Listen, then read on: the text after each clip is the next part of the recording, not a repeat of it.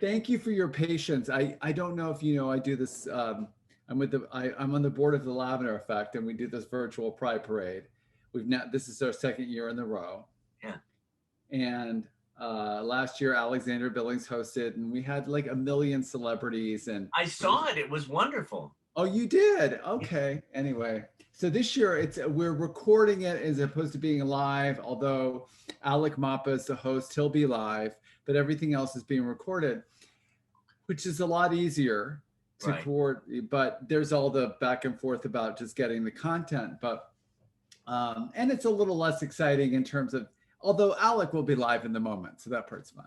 But anyway, we just got a press request from KCBS, so I had to deal with that for a minute. Sorry. No, my gosh, yeah. Now we've got to all see this. This year, yeah, go on. I remember last year, everybody was like in their waiting room watching the whole thing, weren't they? Oh, yeah. Well, Lily and Bruce and... it was so funny because a lot of people just watched on Facebook Live, but if you were in the Zoom, then you got to see Lily sitting there for 4 hours, which was kind of insanely amazing. But I'm like, oh my God, we owe Lily what a sport. 4 hours she sat there. She's amazing. In so many ways. Every way. So how are you? Before we start all this jazz, what's up? I know, although that little snippet there could be used if you want. We can use whatever you want. I'm fine. As long as I don't pick my nose or do something stupid. Okay, I'll cut that out.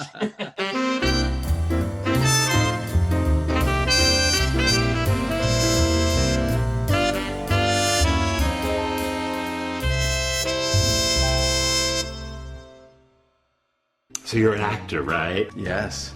And you're very attractive. Thank you. Hey, man.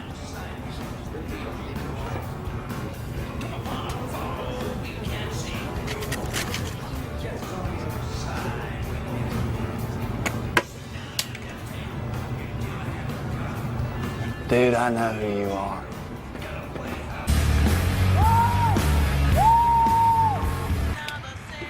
Hey, Smiley. Why don't you meet me down at the corner after your practice? Throw a couple of cold ones down. See how I feel. Word. Smoke?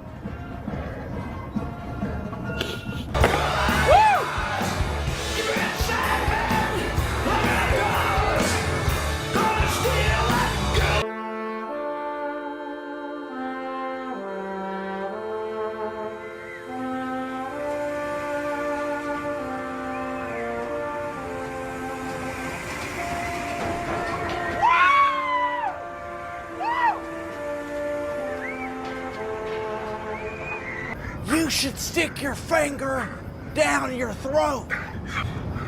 Make you feel better.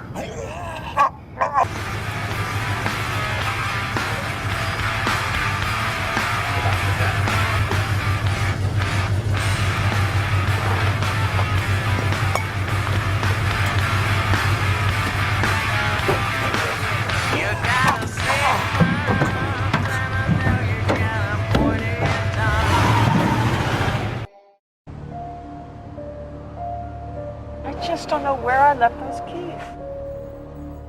Here's your license now.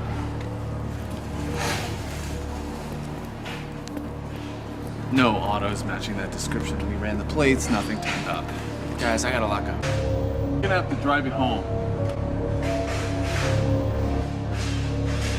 Why would anyone want my car?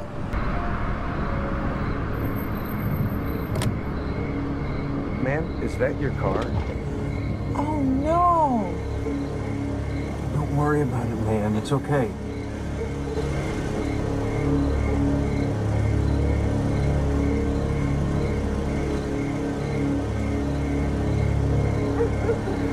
.103 is Central. Got back to the house. Car's in the driveway. Gonna take a look around.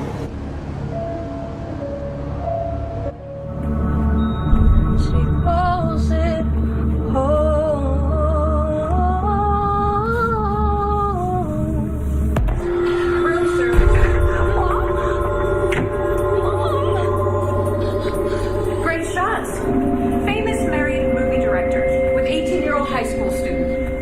What's going on? I bet your wife would love to see these. Or the media, maybe. I was just listening to her sing. In the bedroom? I think you got this all wrong. No, she doesn't.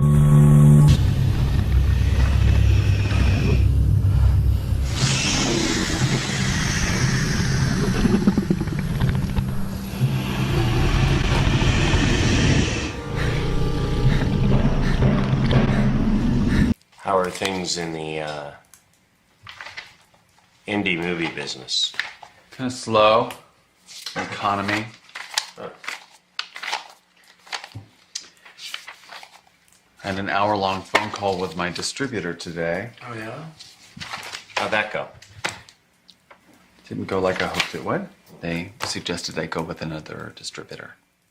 Well, it all started when Laura got this email from someone at her church. Francine. And well, no, it wasn't. Well, that wasn't. Go ahead. yeah, well, and so she showed it to me, and well, that's how it started. You can get rid of your crazy meds, but you have to take your heart medication. Laura, she said I don't... What are you talking about? No, I am not leaving I am an American! And they completely edited it to make us look like There was just one part. Free market capitalism is in the founding documents of this nation. That's right. We are a Christian nation. It made Laura look like an idiot. Just think. Alan, you don't have to explain anything.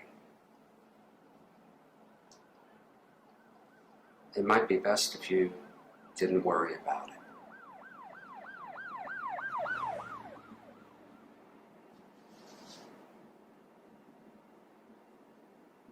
Did somebody say something?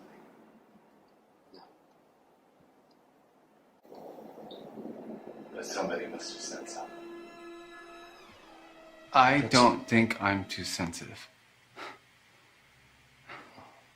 And even if I am, I just want to be sure.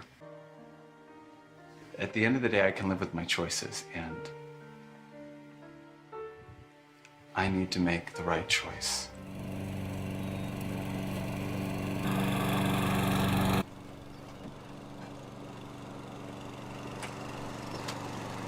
Your boss called. What? Your boss called. Thanks. You don't seem very worried. Like, oh! Maybe volunteering to speak was a bad idea. Roger, nobody expects you to do this. I need to. I just thought it would be easier when the time came. When I walked in here and sat in his place. I remembered so many things. What are you gonna say about him?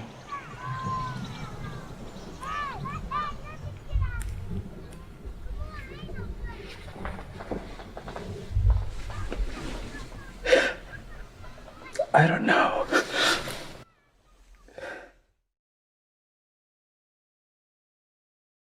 I did an interview last week with Lonnie Anderson. Nice. And she's so sweet. Oh my God, and it was my first connection with her, but at the beginning, I'm still trying to, I start doing this where we just come on and we start talking, and usually I would say, I do a little like, just on me for 10 seconds and introduce you, and then, but I'm starting more and more just to like jump into it. Okay, I love that. That's kind of the way it should be, I think, right? Yeah. It's like jump deep into the pool. My Chihuahua wants to jump. Actually, do you see Baby back there? Oh, what's his name? Her name? That's Baby the Chihuahua, and I'm gonna bring her by, and then I'm gonna let her down because she's like, I want off this couch now. So hold on. Oh, baby, this is our animal moment of the. Come here, baby. Of the Mel England. Baby. This is Baby the Chihuahua. Baby. And actually, when I did the cover for Plus magazine, you know, they had the feature article, and Baby was in one of the main shots with me. Oh my God. It was me and Baby. So she's a little star. Today, Meet the Biz with Baby. That's totally. And her assistant Mel, who picks up her poop. Oh. At least she's appreciative for me picking up the poop. Thank you, baby. Today's episode, picking up the poop. Believe me, we could have 5 episodes. We could have a whole series about that. Oh my God. Everybody, Mel England. Yay! There it is. Did we say more? Are we done? I think no. This is what I was gonna say. First word that I thought of. I always think of a word to describe who's coming on, and the word that came, magnetic. Wow. Magnetic Mel. Wow, and I just thought that. it. I don't know. And then it's magnetic, handsome, powerful. Wow. And all of his projects seem to win awards. Well, yeah. I've been very lucky I feel like, David, I keep working somehow. And I'm always, it's not that I'm not at a stage of my life where I'm like, you know, if I go a spell without working, I don't necessarily freak out the way I used to when I was younger and stuff. Right. But I'm still pleasantly surprised. I'm always surprised that somebody's like, oh, hey, you want to do a thing? I'm like, great. Because for me, the greatest honor is that you could be in somebody's project, you know, like I recently, it's in post now. Well, actually, no, they completed it. I did a film with Billy Clift. I've done a few with Billy Clift now, which is kind of insane. Oh, it's wonderful. I mean, but we did a film about 3 gay men in the Holocaust, which is just kind of, you know, we all know, a lot of us know that there were gay, you know, the pink triangles in the Holocaust. But oddly, when Billy first talked to me about it, I thought he was just asking me to maybe read the script. I didn't connect. And so, you know, I was like, wow, it sounds great. Let me know. I'd love to read it. It sounds amazing. Because this is a conversation that needs to be had, because it's been sort of a generation or two since that play Bent, which became a movie. Right. So there's a lot of younger kids that don't know about this stuff, and it's important. So anyway, but Billy wanted to make a movie about these three gay men in the Holocaust that a guy in Simon had written in the UK. Anyway, so he sent it to me, and then like I read it and I sent it out. I wrote him back. I was like, wow, this is amazing. I love this. And then he was like, yeah, I want you to play this character. And I was like, oh, I didn't even know that. So I guess what I'm trying to say is, whenever anybody wants you to do their thing, it's such a privilege, because it's like,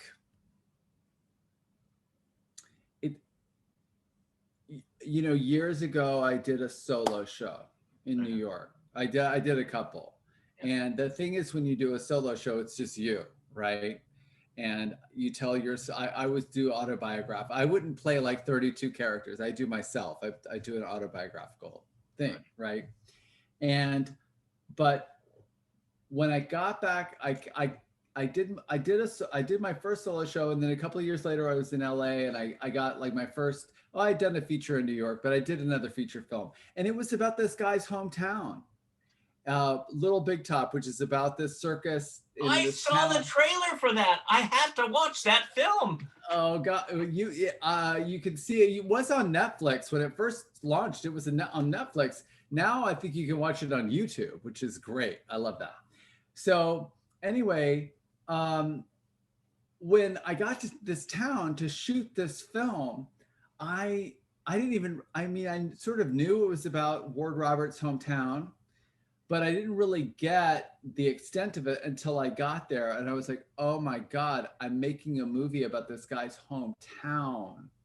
and Ward, who's like the sweetest guy ever. Yeah. You know, and so talented. And that's when I started to realize that the different characters in the film were based on people he actually knew. And I was like, oh my gosh, this is so deep and personal. And then I remember doing my solo show, and that's when it finally, like, somehow it connected for me, that like being in somebody's film is sort of like being in their solo show. You're just being another character. I don't know if that makes sense. Yes, it's like, it does. It's all so personal. It's like somebody's heart. No, what was your solo show called?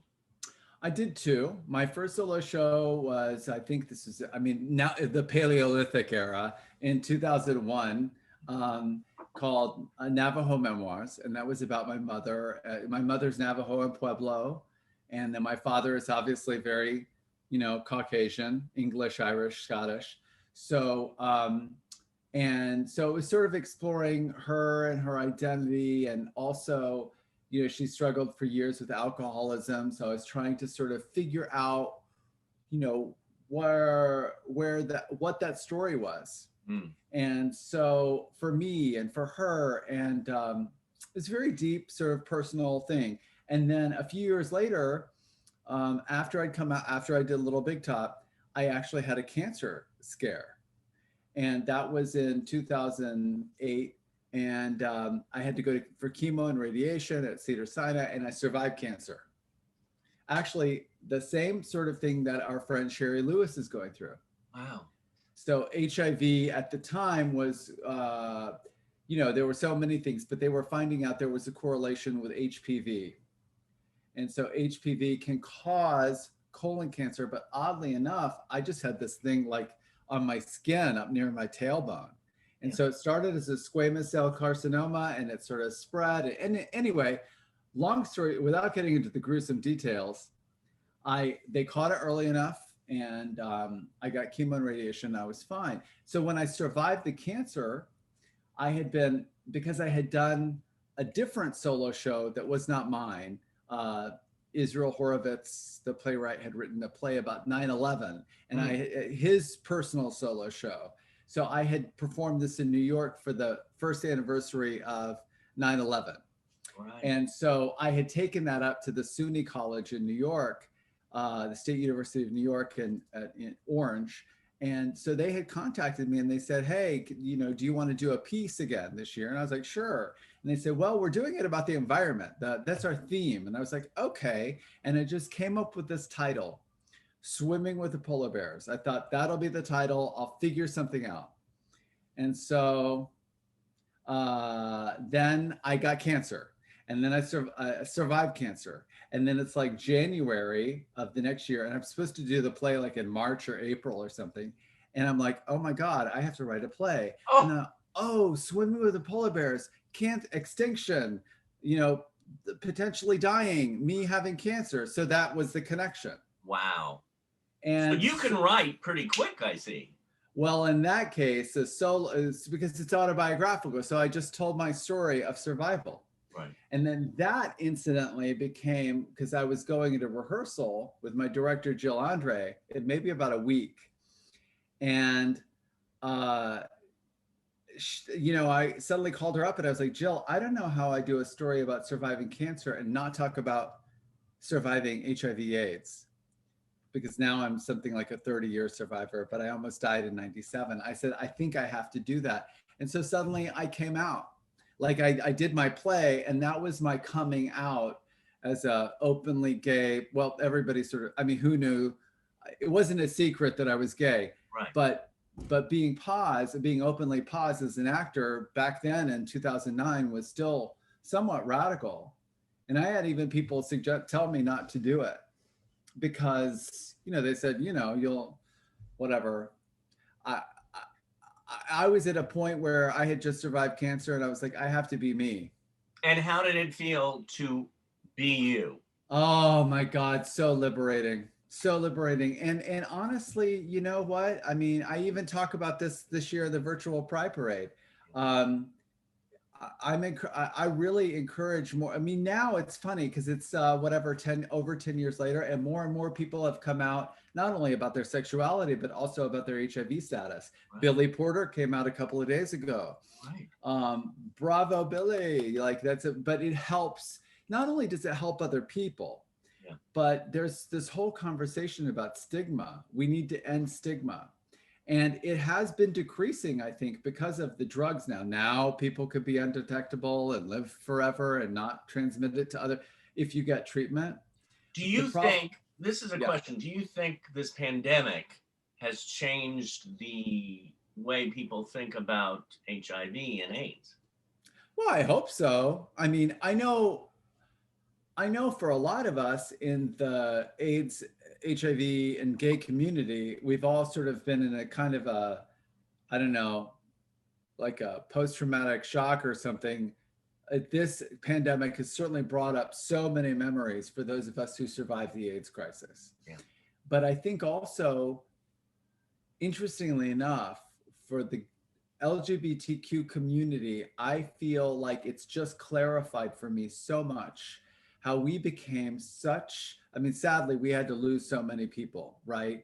But we also, we banded together, we organized the ACT UP and, you know, AIDS activists and, you know, the lesbian community sort of helped like everybody just heal together. I mean, it was an amazing process. And so doing, I think we all like built kind of like the superhero ability to survive a pandemic or a crisis. Like, I feel like LGBTQ people, look, if you survive your childhood, you're already a hero. But then, so, you know, I feel like it's something that, you know, we have a special, it should be on my resume at the bottom, special skill. Right. Oh my God. Oh, you mean special skills, surviving my childhood. So yeah, surviving AIDS, surviving, you know, all of it. Yeah. What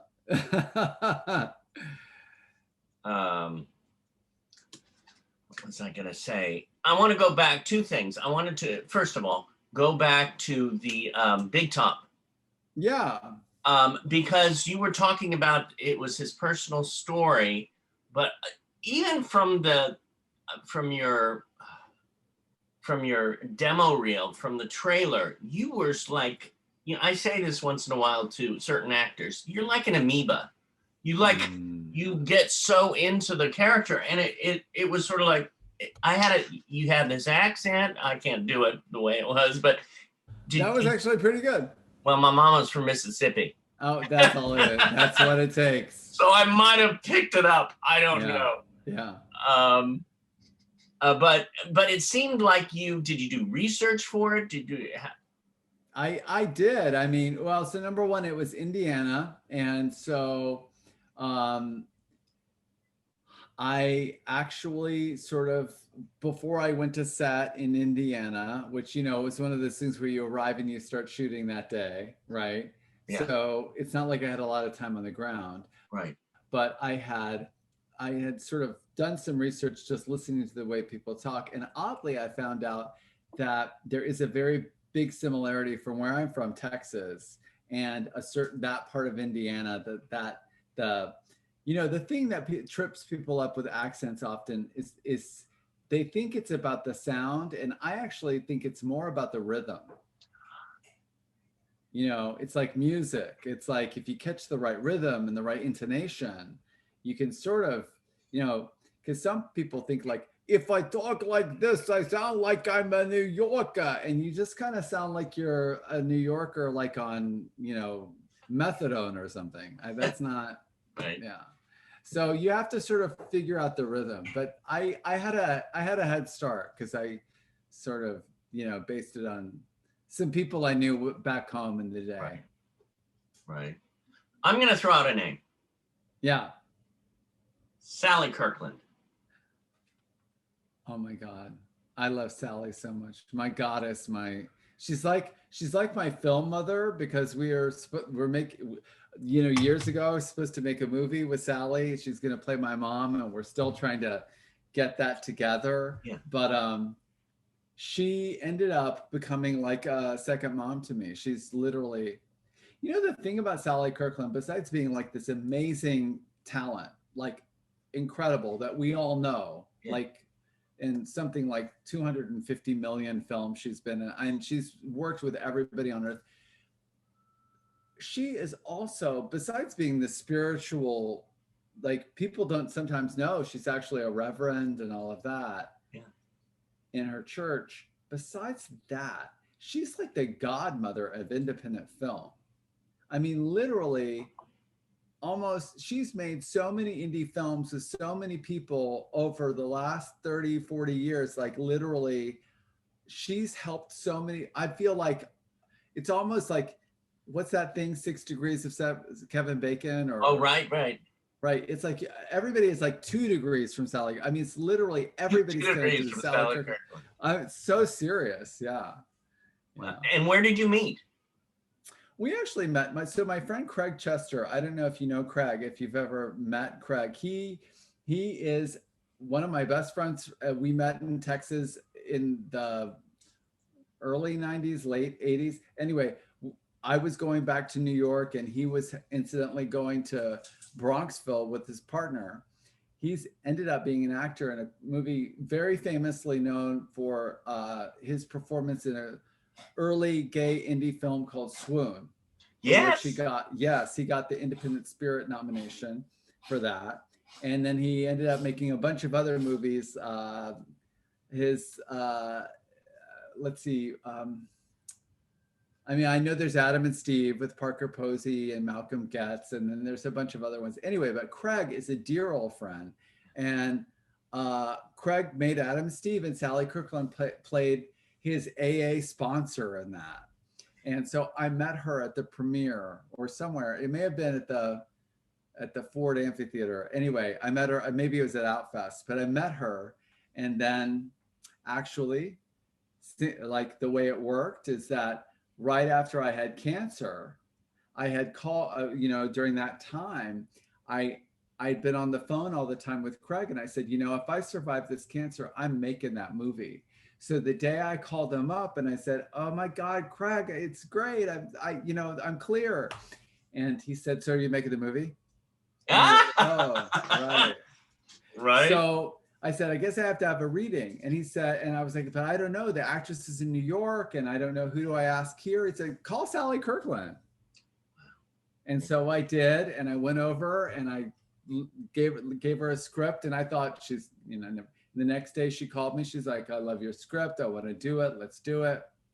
Wow. So then we had a reading. And then sort of as time progressed, she became really a great mentor to me. And I just love her so much. Well, it's interesting how you put it out there in life. Whatever you want, it can manifest. It's very possible. And you're talking about what you went through, the stuff you went through, and it keeps on ringing that thing in my head is that 7 years ago I had a massive heart attack. Right. So I sometimes I do that because I'm like going, am I really here, or is this like the afterlife, or did I but I guess I am. But it is about surviving it and moving through it and going forward. I kind of learned it the hard way. I mean, that what you just said, manifesting, but also I think when you survive something like that, it gives you a little extra oomph about how to deal with a crisis. Because I got diagnosed when I was so young, I was 20 years old. I was at NYU. I was studying with, Stella Adler, Marlon Brando's teacher, and like, I thought my whole career, I thought my life was ahead of me. And then they're like, boom, you're going to be dead in 6 months. So I left New York. I thought I moved to Colorado to do alternative medicine. Like I had a friend who was working in a health food store, and I was very lucky because I somehow put together that, the people that were taking AZT at the time were dying. So I stayed away from the AZT. I never really got the health food thing together, but at least I stayed away from the AZT. Mm. On any given day, I'd wake up and think I'm gonna, do granola and like be homeopathic and do some, alternative medicine. And then like I would smoke a cigarette and go, oh no, and then I'd smoke a joint to calm down, and then the next thing you know, I was at the bar that night. It was always tomorrow, but That's how I am with C's Candy. I get it.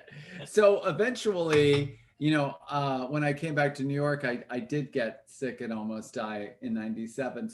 But I had just long enough. I had like this, that the new protease inhibitors came out. But during that time, I was so determined. And this is the thing, that even though some of the things I was doing on the outside, like the smoking, like the drinking, like the, you know, was sort of, you know, not with what my mind and heart really wanted. Yeah. But I still had this determination that I was going to live. So while I was in Colorado, I'd bicycle up the side of a mountain every day, chanting, I'm going to live, I'm going to live, I'm going to live, I'm going to live. You know, I'd heard Deepak Chopra on the radio. Yeah. He was promoting his book, Unconditional Life, to Larry King, back when Larry King was on the radio. Yeah. Mutual of Omaha, remember that?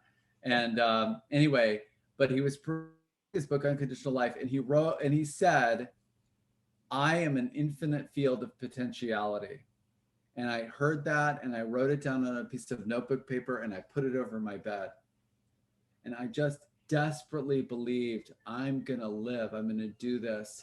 And somehow that determination, I feel like that's at the core. You have to want to live. You know what I mean? I'm not saying that the people who died didn't want to live. Of course not. But there, you still have to like want to get up out of bed every day. How has your art, how has your acting changed since this all happened? You know, that is a really good question. I don't think anybody's ever asked me that. And the thing is that after I almost died of AIDS, about 6 months later, I realized I had to get sober from drugs and alcohol. Mm-hmm. And that was sort of that sub thing that was kind of my demon voice trying to kill me, you know? So, and so when I got sober, all of a sudden, all my stuff from that childhood, from the other, you know, growing up gay in Texas, all that stuff, suddenly it all started coming up and coming out. And you realize, no wonder I was running away. I had a lot of stuff I was running away from. So when that stuff started coming up and coming out of me, at the same time, I started going back to study at Terry Schreiber in New York, who's, you know, like Ed Norton, Betty Buckley, all these people have worked with Terry over the years, and he's a genius acting teacher. But Terry, you know, started allowing me to like let all this stuff out of me. And that's when I realized, I was like, oh my God. I mean, I don't want to be pejorative against myself, but it's almost because I had been living in the kind of construct of who I thought I was, with all the booze and the, you know, drugs. And so I was a fabrication. So the people I played, it was almost like, oh, if I was a human being in this situation, I would feel like this. And so I would craft an idea of what it was versus learning how to just be, which is of course what we do as actors. Yeah. You know this. So I mean, I'm not saying everybody has to get sober, but for me, getting sober was realizing there was a layer of the mask that got to come off. And soon thereafter, I started working in film and TV. And that makes sense to me because, you know, you can't have much of a mask when you're working on camera in that way. You know, I think on stage, it's sometimes easier to get away with that stuff, right? But not so much. I mean, I just feel like it made me a better actor. Yeah. Yeah. Well, I tell you, I mean, everything, again, I was looking through your work this morning and I was just sitting there watching, God, I have to watch this movie now and I have to see that movie. And it's like, do you have a favorite role that you played, or are they all like? Man. I know that's all. They're all my children. Yeah, no, it is kind of like that. You know, I think for various reasons. I mean, one of my favorite roles was actually, you know, playing Ron and Laura Take Back America, which was, of course, you know, I made that movie, but it's not because, Janice and I made the movie ourselves and co-wrote it and we did everything. Like, it was like the little movie that could, but it was also getting the chance to play an anti-hero, somebody that is so sort of twisted and confused and, and to try to have empathy for somebody that maybe normally I would not have empathy for. Yeah. Yeah. So I really love those kinds of challenges. And you did bring that to that. You really made that character exactly what you said. You have empathy for this character because, what a perfect timing for that film to come out. Oh my God. We were so appreciative. We didn't even know. I mean, we saw, of course, and it came out literally the week that Hillary lost. And so then we were like, oh my God. And then it's, we're actually in the process of talking about sort of, I forgot what you call it now. Oh man, industry buzzwords, relaunch, re-release. Yeah. Doing a re-release of the film. We wanted to give enough time post, everything we've just been through for things to settle down and sort of then be able to take a look back and see, like, this is where it all began, because there was this Tea Party movement. And what seemed so innocent, like when we were making the film, we kind of thought it's not that we thought it was funny. There were some very dark things in the movie, but at the same time, I don't think we ever thought it would explode into what we've seen. Yeah. So, sadly, I don't think that we even thought that. I think we were like, I know Janice and I have both been like, the week, how do I say this? The week that the movie came out, yeah. Then it was like a week later that the election happened. And we had an interview the very next day about the film with, I think, a reporter in New York. And I called up Janice, like, how do we talk about this? like it was, what do we say? Because we were so gobsmacked because Trump won. And, it was sort of like, in the world of Ron and Laura, it would have been that they won. And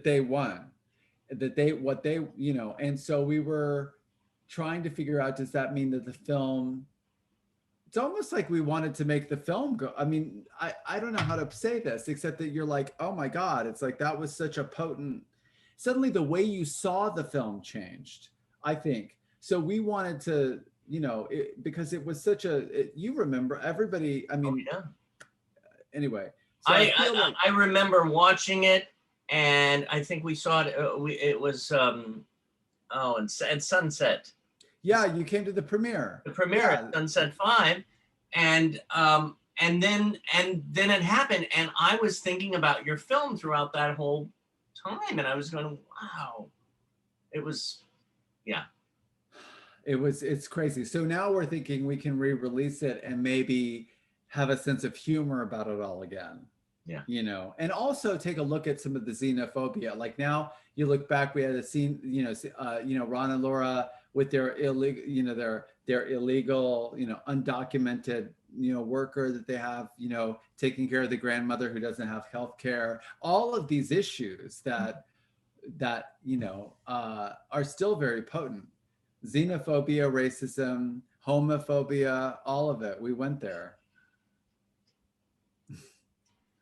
Yeah, it's a movie I gotta see again now. Amazon Prime. Amazon Prime.